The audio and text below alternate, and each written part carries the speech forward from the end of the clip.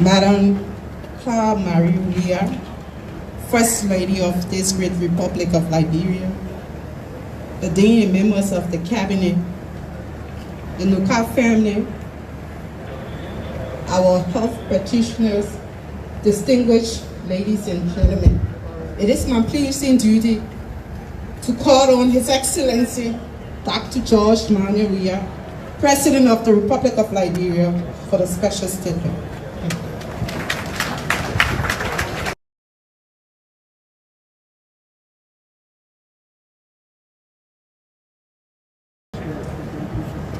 Thank you. You may have your seat.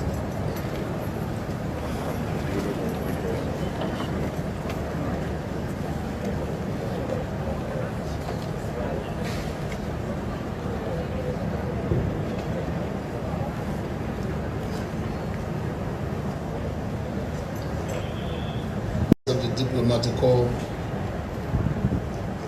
the chairman of Memorial Medical Center, the Chief Executive Officer and staff of the John F. Kennedy Memorial Medical Center, doctors and nurses, the Chief Medical Officer and staff of the John F.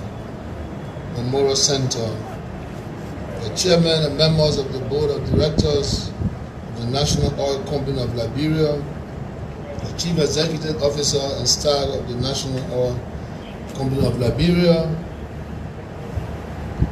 the executives and representatives of TGS, NOPEC, superintendents, other officials of government, prelates and clergy, chiefs and elders, members of the Fourth Estate, distinguished ladies and gentlemen.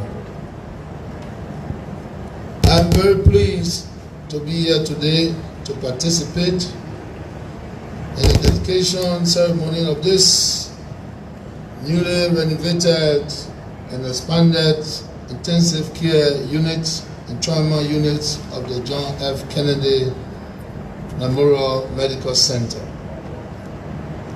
Since the beginning of my administration, many of the health care professions will be aware that I have been very concerned about the lack of properly equipped ICU and trauma units in Liberia, and that I have been relentless in my determination to bring such modern state-of-the-art facility to various hospitals in Liberia.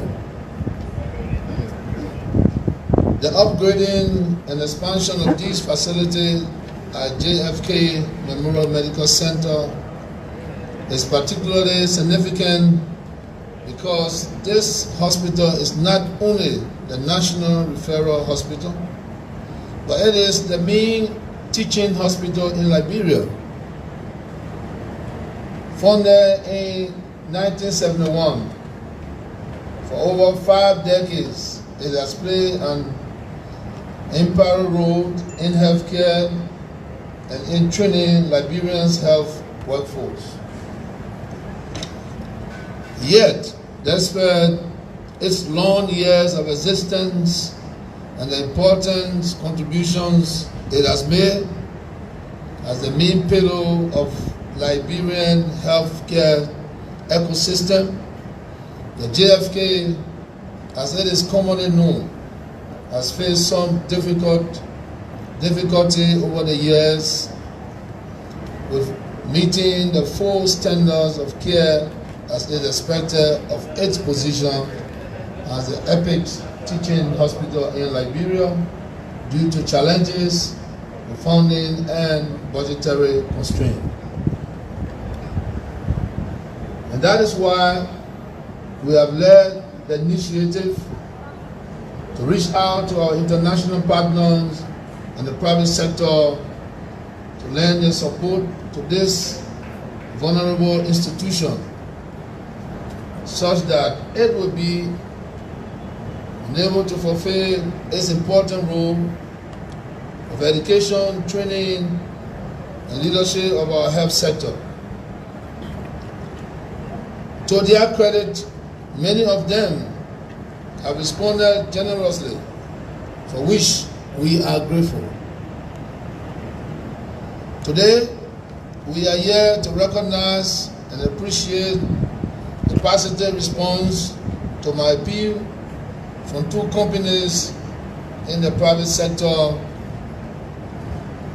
the National Oil Company of Liberia, NUCA, and TGS NOPEC, who have combined their resources in fulfillment of their corporate social responsibility to improve, upgrade, expand, and equip this facility.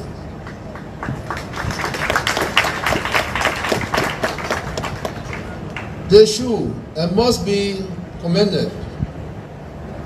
NUCA has always been a major contributor to all areas that seek to develop the lives of our people, and therefore this investment into the health sector through this JFK project comes as no surprise. The people of Liberia are indeed grateful for this gesture. Through this NUCA TGS partnership, the facility upgraded of the intensive care and trauma unit of JFK Hospital will bring a huge boost to our healthcare delivery drive in Liberia. This initiative will bring our people closer to the kind of healthcare they deserve. I am informed that the project was done in two phases, where phase one includes the renovation, expansion, and remodeling of the ICU and trauma unit over a 6-month period, while phase two includes the supply of medical materials and equipment. I have now learned that there is to be a phase three, whereby NUCA will sponsor ICU and the trauma personnel abroad for advanced training to enable them to operate this equipment effectively and efficiently.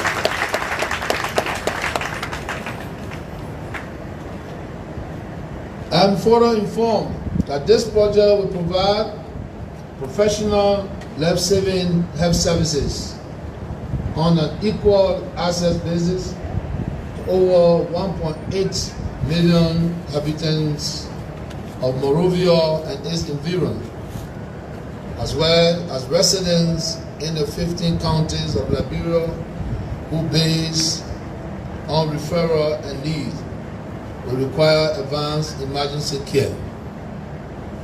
Distinguished ladies and gentlemen, once again, on behalf of the people of Liberia and in my own name, I wish to express my gratitude and appreciation to NUCA and TGS NOPEC for their support to this specific aspects of our national economic plan, the Pro Agenda for Prosperity and Development, in which the provisions of adequate health care to our people is the major component. Let me advise and admonish the management and staff to take excellent care and maintenance of these facilities so that they will efficiently and effectively serve the purpose for which they were installed.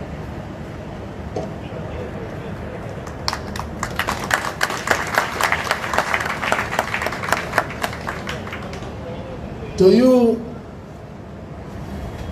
Anthony Allah Safwa Medre, I am proud of you. You have dispelled the notions that young people are not experienced and cannot deliver. The NUCA that we know, you met a bankrupt and in a huge financial deficit. You went there, stabilized it, and now you have brought this very impressive project to successful completion.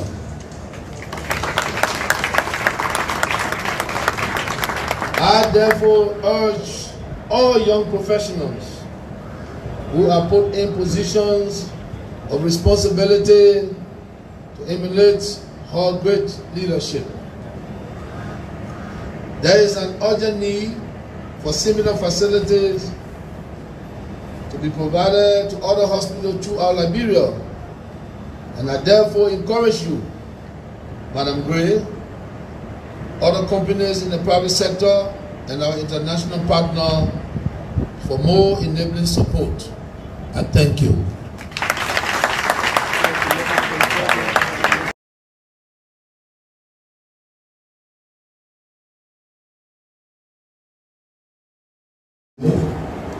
To represent authorities, and then after that, we'll have a tour.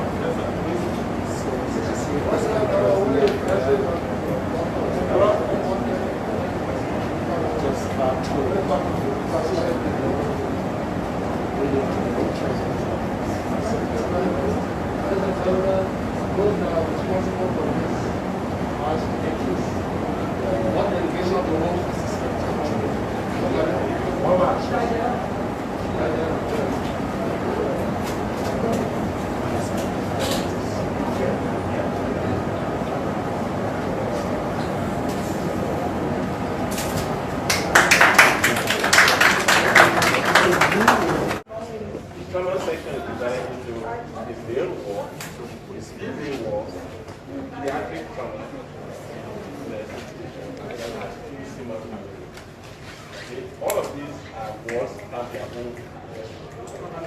This before was dilapidated place. Everything from control. These are two-way wards.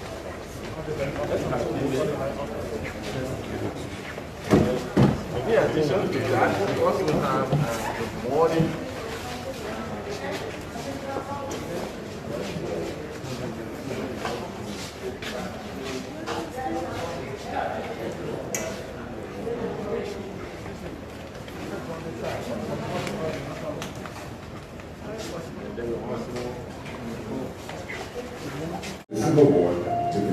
Fix the maternity ward before, so then we said, okay, what else you don't have here? And then there was the ICU. So we took our team in, and pictures were taken and it was given to us to see. We saw that and said, well, there'll be a great project, but we just did not want to limit it to ICU. We also wanted our trauma, because trauma is just as important as the ICU. So we told them we'll combine the project and we'll do the both of them together. You know, in the most recent times in Liberia with COVID. Successful conclusion. The trauma ward was where we now move in the intensive care unit. I remember once someone visited here and said, this war is too offensive, and the condition in which we found ourselves at that time was kind of deplorable. So we've been thinking about how to rehabilitate it and make it to look better. But at some point, it deteriorated to the point that it had a leaking roof, all of the walls are corroded and things have gotten rotten. And so we then thought on transforming that to a trauma ward and looking at the need of having an intensive care unit at the hospital. That's going to save a lot of life for many road traffic accidents we've lost over a short period of time, because we've not been able to carry them to intensive care. As much as possible, I've been saying how best we can work as partners and not just leaving everything with NOCA. But when it comes to the funding of the rehabilitation and other things that are there, NOCA 100% took care of that. So all of the rehabilitation work, the construction work that was done there were entirely NOCA.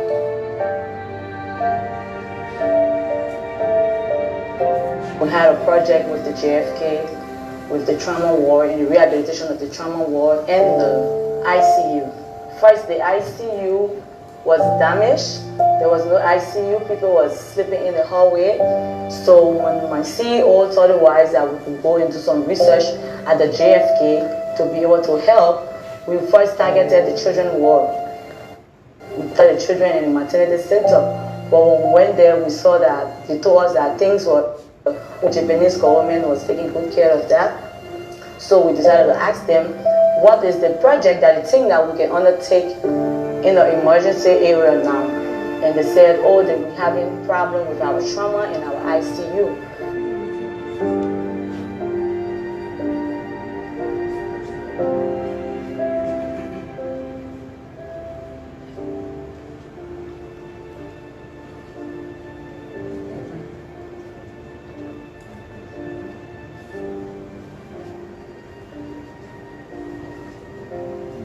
Okay, thank you.